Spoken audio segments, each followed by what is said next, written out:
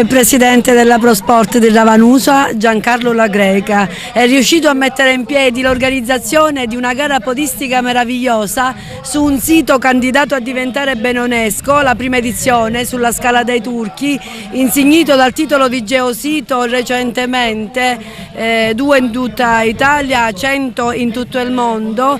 Che dire, la promozione territoriale passa attraverso lo sport a Realmonte, anche attraverso lo sport, valorizzando un territorio, destagionalizzando e dicendo, appunto, significando che attraverso lo sport, le regole, si può valorizzare un territorio e la sua bellezza, che a Realmonte è incontestabile, è palmare, è evidente.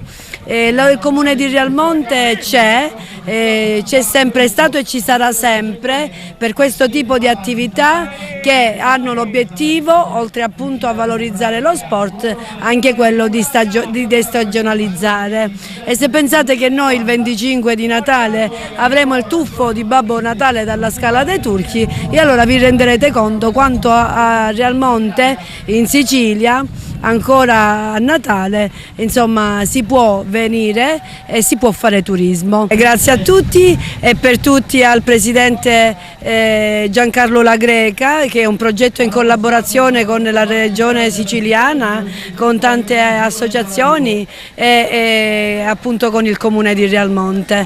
Ribadisco, per la via della bellezza Realmonte c'è. Allora, primo trofeo Scala dei Turchi, dimostrazione che lo sport è fonte di turismo e promozione del territorio. Abbiamo puntato sulla destagionalizzazione dell'offerta turistica con la Scala dei Turchi, un'operazione riuscitissima, 400 atleti, moltissimi sono venuti già ieri sera e oggi permetteremo anche l'ingresso alla Scala. Numeri di qualità e quantità, qualità in quanto abbiamo il top dell'atletica africana, che ormai sono le gazzelle dell'atletica mondiale, e numeri di quantità in quanto tutto il mondo amatoriale siciliano.